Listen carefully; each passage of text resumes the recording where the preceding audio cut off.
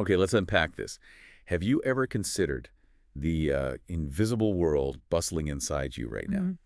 Every single breath, every thought, every movement, it all hinges on the fundamental unit of life. The cell. It really does. Today, we're taking a deep dive into cellular biology, drawing our insights from Understanding Pathophysiology, 7th edition, a really foundational text. That's right. And our mission for this deep dive, it's basically to guide you, sort of step by step, through the intricate structures, the vital functions, everything that keeps cells healthy and allows them to, respond to challenges. Okay. We'll explore everything from the basic types of cells, how they talk to each other, generate energy, even reproduce, all without needing a microscope right in front of you. We'll give you that mental picture. Think of this as your shortcut, maybe, to truly understanding the building blocks of life itself. And crucially, what happens when these cellular foundations, well, break down, which leads to disease. Get ready for some real aha moments about the tiny powerhouses and complex networks that make us, well, us. So to kick things off, the chapter starts with a pretty fundamental division in the living world. What are the two big categories of cells we need to know about? Absolutely. So when we categorize living cells, we broadly split them into prokaryotes and eukaryotes. Okay. For us, higher animals, plants, fungi, most algae, we're talking eukaryotes. Prokaryotes, on the other hand, that's things like bacteria, cyanobacteria. The simpler ones. Historically, yeah, they were central to early molecular biology. But our focus today, and really much of modern biology, leans heavily on the eukaryotic cell. And why is that? Well, the reason is eukaryotes possess a level of internal complexity, organization, that you just don't find in bacterial cells. It's a whole different ballgame inside. So what are those key differences? What makes eukaryotes stand out? The main difference is structural and internal. Imagine a eukaryotic cell like a sophisticated house with lots of rooms. It's much larger than a prokaryote, and it has this extensive internal anatomy characterized by membrane-bound compartments called organelles. Organelles, right. And crucially, eukaryotes have a well-defined nucleus. That's where the genetic material lives. Prokaryotes, they lack these organelles, and their DNA isn't wrapped in a nuclear membrane. Simpler setup. Much simpler. Another big difference is the genetic info itself. Prokaryotes usually have a single circular chromosome, and they lack histones. Histones. Those are the proteins that help DNA coil up. Exactly. Vital for packing long DNA strands. Eukaryotes, of course, have multiple linear chromosomes, all intricately folded with histones. These differences in structure and chemistry, they profoundly influence everything. Protein production, transport, their capacity for specialization. That specialization is fascinating. So we know the basic architecture now. What are these cells actually doing all day? The source mentions 8 core functions. Right, and these functions really define life at the cellular level. Cells get specialized through differentiation or maturation. So like a highly developed muscle cell might focus almost entirely on movement. It won't be producing hormones like a gland cell. Makes sense. They have their job. Precisely. The 8 core functions allowing for this incredible diversity are 1. Movement. Think muscle cells contracting. Got it. 2. Conductivity, like nerve cells firing off electrical signals, action potentials. Vast communication. Super fast. 3. Metabolic absorption. All cells need to take in nutrients. Basic survival. Yep. 4. Secretion. Gland cells making and releasing things, like hormones. 5. Excretion. Getting rid of waste products, often using lysosomes to break stuff down. Cellular garbage disposal. Kind of. 6. Respiration. Absorbing oxygen, turning nutrients into energy, mainly ATP in the mitochondria. Basically cellular breathing. The power source. 7. Reproduction. For growth, repair, replacing lost cells, though not all cells divide constantly. Important distinction. And 8. Communication. Absolutely vital. Cells have to work together like a coordinated society to maintain that dynamic, steady state in the body. It's incredible how specialized they become. Which leads us right inside the eukaryotic cell. Let's look at that internal architecture. What are the main components inside this bustling factory? Okay, so if you picture a typical eukaryotic cell, maybe like an artist's drawing, you'd see 3 main parts. Right. First, the plasma membrane, that's the outer boundary. Second, the cytoplasm, that's the fluid filling, the cytosol. That's a busy, watery solution. Okay, the shop floor. Yeah, you could say that. And third, suspended in that cytosol are the cell's organs, the membrane-bound intracellular organelles, each like a specialized department in that factory. All right, let's start with the control center then, the boss's office. That would definitely be the nucleus, usually the largest, most central organelle, bound by a membrane. Double-layered, right? Double-layered nuclear envelope, yeah. And it's dotted with nuclear pores. Think of them as regulated gateways for messages coming in and out inside. You find the nucleolus small, dense, mostly RNA, and crucially, almost all the cell's DNA. Packed with those histones. Packed tightly with histones into chromosomes. Essential for protection and cell division. Its main jobs are huge. Controlling genetic info, DNA replication and repair, and transcribing DNA instructions into RNA to run the cell. So nucleus is the control room. What about the cytoplasm outside? Sounds like a crowded city. It absolutely is. The cytosol itself is about half the cell's volume, packed with enzymes, ribosomes, making proteins. It's buzzing. All organelles are floating in there. Suspended in there, yeah. Each doing its thing in its own little biochemical bubble. Let's run through the main ones. Okay. Ribosomes, we mentioned them. Protein factories, synthesizing proteins from RNA. Got it. Then the endoplasmic reticulum, or ER. It's this huge network of channels spreading out from the nucleus. Looks like folded sheets or tubes and diagrams. Exactly. It's a major site for making, folding, and transporting proteins and lipids. But here's something really important and relatively new. The ER is also a key sensor for cellular stress. Stress? Like what? Like when proteins misfold. This ER stress can actually trigger cell death. And it's now implicated in major diseases. Alzheimer's, Parkinson's, diabetes. It's a critical quality control checkpoint. Wow, okay. That's significant. Very. Then there's the Golgi complex, often called the cell's refining plant or post office. Why is that? It processes and packages proteins made in the ER into vesicles, like little delivery trucks, sending them where they need to go inside or outside the cell. Sorting or shipping. Pretty much. Next, lysosomes. Sacs filled with digestive enzymes, breaking down waste, debris, old cell parts. This is the cycling center. Recycling and defense. But again, there's more nuance now. They're also seen as signaling hubs for adaptation. And if they rupture due to injury, self-destruction. Powerful little bags. Indeed. Peroxisomes are similar, but they use oxidative enzymes and hydrogen peroxide specifically for detoxifying certain wastes. Okay. Mitochondria, everyone knows these. The power plants generate most of the cell's ATP through oxidative phosphorylation. That happens on their inner membrane. More than just power, though. Oh, yeah. They're involved in regulating osmosis, pH, calcium levels, even cell signaling, really multi-talented organelles. Right. And finally, the cytoskeleton. Not really an organelle, but a network of protein filaments, microtubules, actin filaments. Giving the cell its shape. Shape, support, and movement. It's the cell's internal scaffolding and muscle, allowing things like cilia or microvilli to move. Incredible complexity inside. So let's zoom back out to that boundary, the plasma membrane. Sounds like much more than just a bag holding everything in. Oh, absolutely. The plasma membrane is incredibly important. Critical for normal function because it controls what's inside the space it encloses. The gatekeeper. A very sophisticated gatekeeper, yeah. Think Border Patrol. Gates, channels, pumps, regulating traffic. It's also vital for cell-to-cell recognition, movement, shape. The outer surface might have little dimples called caveoli for storage and transport, or cilia for movement. So what's this dynamic border made of? The basic structure is a lipid bilayer. Picture two layers of lipid molecules facing each other. Tails inward, heads outward. Exactly. Each lipid is amphipathic, water-living head, water-hating tail.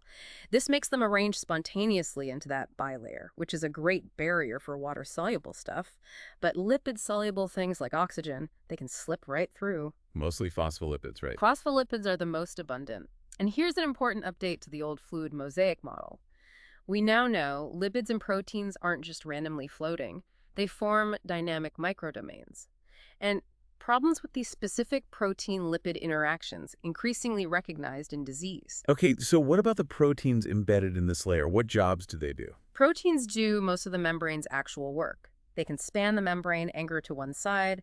Getting them there correctly is key. Misfolded membrane proteins, like we said with the ER, are a big issue. Okay, so what kind of jobs? They act as receptors, binding specific molecules, ligands, channels or ports for ions and small stuff, enzymes, driving pumps like the crucial Na plus Das is K plus pump. We'll come back to that pump, I bet. Definitely. There are also cell surface markers like glycoproteins for identification. Think immune system recognizing self. cell adhesion molecules, or CAMs, helping cells stick together, and catalysts for reactions right at the membrane surface. That's a lot of roles. It is, and underpinning all this is proteostasis. The proteostasis. Yeah, the cell's dynamic balance of protein synthesis, folding, and breakdown. It involves ribosomes, chaperones, lysosomes, the ubiquitin proteasome system. It's the cell's master quality control for proteins. And when it goes wrong. Malfunction here is linked to a huge number of human diseases. It's a really hot area of research. If proteins aren't made right, folded right, or disposed of right, things grind to a halt or toxic stuff builds up. Got it. And carbohydrates, you mentioned them earlier. Right. Short carb chains, usually attached to proteins, glycoproteins, or lipids, glycolipids, form a coating on the outside called the glycocalyx. Like a sugary coat. Sort of. It protects the cell, helps it move like white blood cells squeezing through tissues, and it's crucial for specific cell-to-cell recognition and sticking together. Immune cells use it to find infection sites, for example. It's clear cells aren't islands. They form tissues, organs. How do they actually stick together and, maybe more importantly, talk to each other? Great question. They rely on several things. Cell-to-cell adhesions, the stuff between cells called the extracellular matrix, and specialized cell junctions. Okay, tell me about adhesions first. CAMs. Exactly. Cell adhesion molecules, integrins, catecherins, selectins, they act like molecular Velcro, binding cells to each other and to the matrix around them. Then there's the extracellular matrix, the ECM. Imagine it like a complex meshwork surrounding the cells. It's secreted by cells like fibroblasts. What's it made of? Fibrous proteins, collagen for tensile strength like ropes, elastin for stretch and recoil, think lungs snapping back, and fibronectin, which helps cells adhere to the matrix. So it's like scaffolding. It's more than just passive scaffolding, though. The ECM actively helps regulate cell growth, movement, differentiation. For example, some cancer cells make less fibronectin, which helps them break loose and metastasize. So the ECM's integrity is vital. Interesting. And the junctions. You mentioned specialized connections. Right. These are direct connections between cells. Tight junctions basically seal cells together, making layers leak-proof, like in your gut lining. Impermeable barrier. Pretty much. Desmosomes act like rivets or spot welds, providing strong mechanical attachments, holding tissues together under stress. Like in the skin. Exactly. And then there are gap junctions. These are fascinating. They form actual tunnels between adjacent cells. Tunnels? For what? For small ions and molecules to pass directly from one cell's cytoplasm to the next. This allows cells to coordinate their activity very quickly. Like in heart muscle. Perfect example. Essential for synchronized heart contractions. If gap junctions malfunction, it can mess up growth control, potentially helping tumors develop. And cells can actually close these junctions, often regulated by calcium, to protect themselves if a neighbor gets injured. Smart defense mechanism. Okay, so beyond physical links, how do they talk over distances, sending signals? Yes, communication is absolutely fundamental for homeostasis, growth, tissue organization, everything. Cells communicate in three main ways. Cool. Direct contact using molecules on their surfaces. Signal molecules that actually enter the target cell and bind inside. Or, as we just said, direct coordination through gap junctions. And problems here lead to disease. Absolutely. Disruptions in cell communication are deeply involved in countless diseases. The main modes of chemical signaling include contact-dependent, paracrine, local signals acting on neighbors, hormonal signals traveling via bloodstream, neurohormonal signals from neurons into blood, and neurotransmitters, signals across synapses. And cells can talk to themselves too. Yes, that's autocrine signaling. A cell releases signals that bind back to its own receptors. Cancer cells often hijack this to boost their own survival and growth. Sneaky. Very. And the whole process of getting that message from outside the cell to cause an action inside, that's signal transduction. Okay, how does that work? Typically, an extracellular signal molecule, the first messenger, binds to a specific receptor protein on the target cell's surface. Right. This binding triggers a change in the receptor, which then initiates a chain reaction, an intracellular signaling cascade. This often involves second messengers, small molecules like cyclic AMP or calcium ions that spread the signal inside the cell. Amplifying the message. Amplifying and relaying it, yes. Yeah. This cascade ultimately leads to a specific cell response, maybe changes in gene expression, metabolism, shape, movement, or even triggering growth, division, or programmed cell death, apoptosis. It's incredibly complex and tightly regulated, and again, breakdowns anywhere in these pathways can cause serious problems. All this activity-building thing, sending signals, moving, must need a constant supply of energy, Where does it all come from? You got it. Energy is key. All the chemical tasks keeping cells running fall under cellular metabolism. We basically split it into two types. Anabolism and catabolism. Exactly. Anabolism is energy using building complex molecules. Catabolism is energy releasing breaking down molecules. Metabolism provides the energy mostly as ATP to run everything. ATP is like the universal energy currency inside cells. So how do we get ATP from, say, the lunch we ate? Good question. The catabolism of food happens in roughly 3 phases. First, digestion. Large molecules, proteins, fats, carbs get broken down into smaller subunits, mostly outside the cell. Okay. Second, glycolysis and oxidation. Inside the cell now, glucose, for example, gets split. This produces a small amount of ATP directly, maybe 2 ATP per glucose molecule. This is often called oxidative cellular metabolism because it involves transferring electrons. Third, the citric acid cycle, or Krebs cycle. This happens in the mitochondria. Most of the ATP isn't made directly here, but this cycle produces CO2 and, crucially, lots of electron carriers, NADH and FADH2. And those carriers feed into? They feed into the final big payoff stage, oxidative phosphorylation. Also in the mitochondria, this is where the energy captured in those electron carriers is used to make the vast majority of the cell's ATC. It uses that electron transport chain embedded in the inner mitochondrial membrane and requires oxygen as the final electron acceptor. Okay, highly efficient. But what if there's no oxygen, like during intense exercise? Great point. The cell has a backup plan, though it's less efficient. It switches to anaerobic glycolysis, also called substrate phosphorylation. Anaerobic means without oxygen. Correct. Glucose is still converted to pyruvic acid, yielding just those 2 ATPs. But without oxygen, the pyruvate can't enter the mitochondria. Instead, it gets converted to lactic acid. Ah, the stuff that makes muscles burn. That's the one.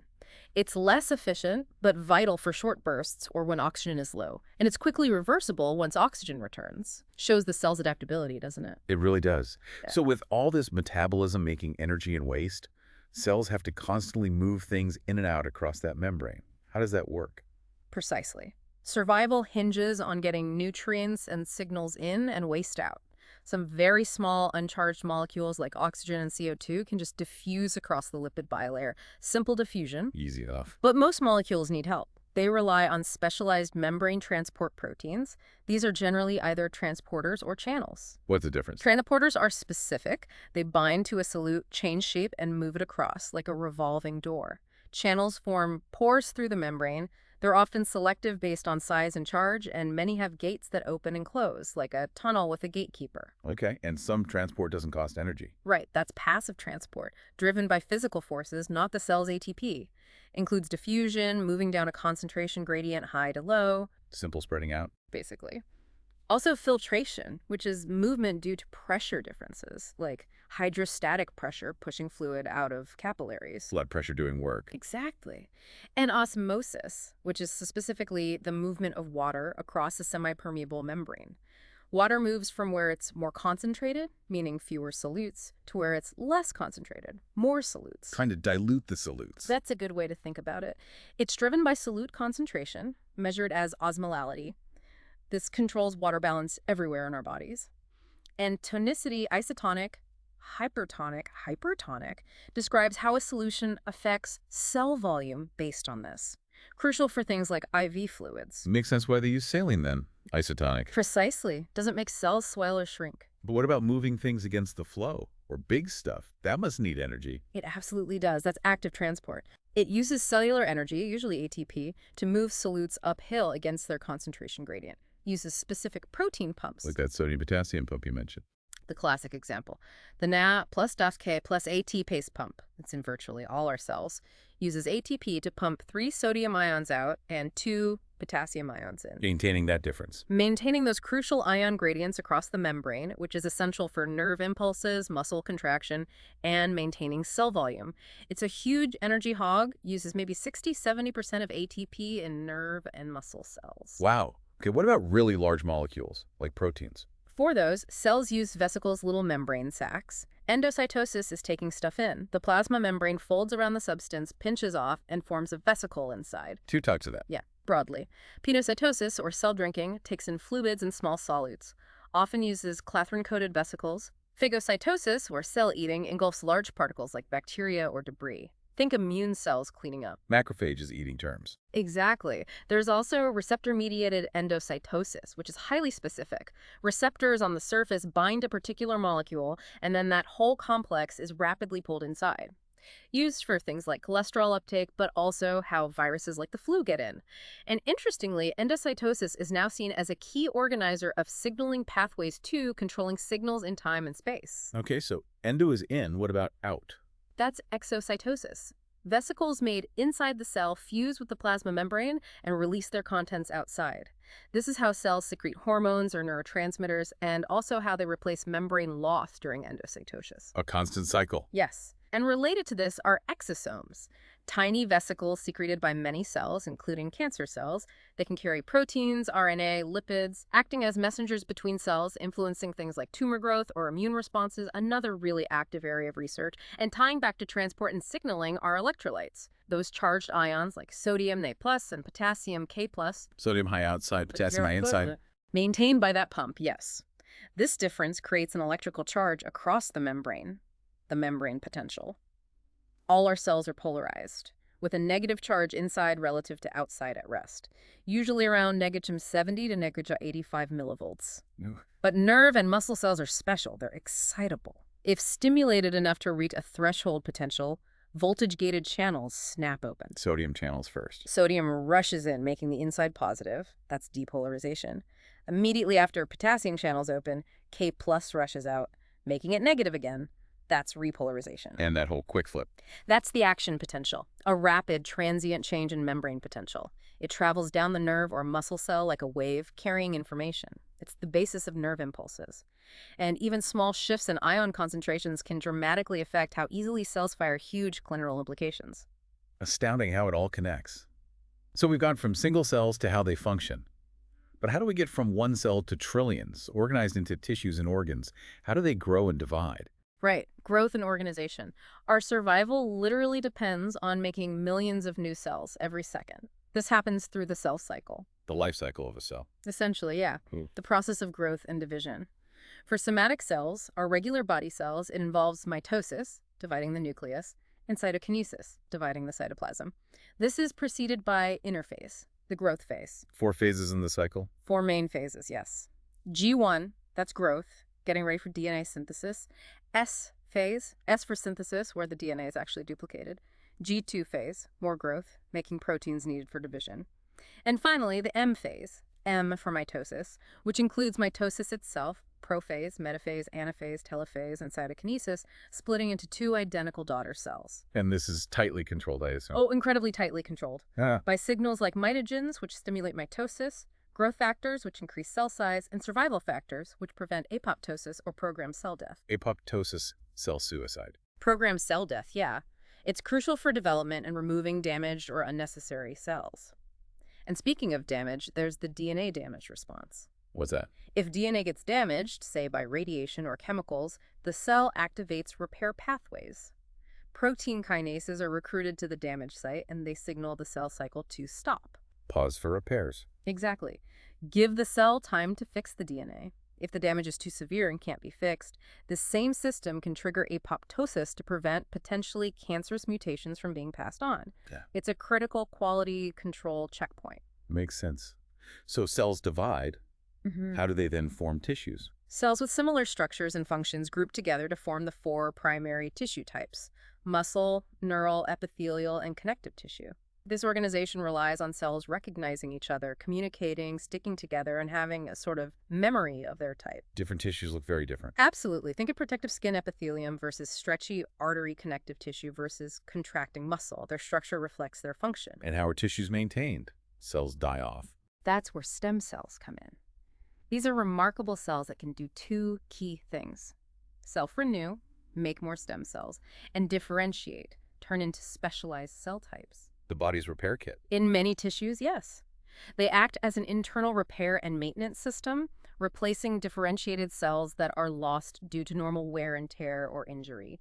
Understanding stem cells, how they self-renew, how they choose their fate, is absolutely key for regenerative medicine, for figuring out how to repair damaged tissues in the future. So wrapping this all up, what does this deep dive into the cell mean for us, for understanding health and disease? Well, we've journeyed from the basic prokaryote-eukaryote split through the bustling organelles across that dynamic membrane into the world of cell talk, energy production, transport, division. We've seen cells aren't just isolated blobs. They're this incredibly sophisticated communicating society inside us. Working nonstop. Nonstop. And the big picture connection. All our body functions, our very health, depend on the integrity of these cells. When this finely tuned cellular world breaks down, maybe misfolded proteins gum up the works, signals go haywire, transport fails, division runs rampant, that's when injury and disease happen. Understanding these fundamentals is the absolute bedrock for understanding pathophysiology, for understanding what goes wrong. And here's where it gets really amazing, I think. The next time you feel a muscle twitch, or have a thought, or even just see a cut healing on your skin, just take a second to consider the millions, maybe billions, of incredibly complex coordinated events happening at the cellular level right then. It's this constant, tireless marvel of biological engineering that we're honestly still just scratching the surface of understanding. Yeah, it truly is. Which leads to a final thought, perhaps. Given this staggering complexity, this constant balancing act within and between trillions of cells, how resilient do you think the human body actually is? And looking forward, what further cellular secrets, waiting to be unlocked, might pave the way for the next generation of medical breakthroughs, maybe even helping us live healthier for longer? A fascinating question to ponder. Thank you for joining us on this deep dive into the fundamental world of cellular biology. We hope you found these insights from Understanding Pathophysiology both informative and maybe even a little awe-inspiring. Keep learning, keep asking questions, and we'll see you next time on The Deep Dive.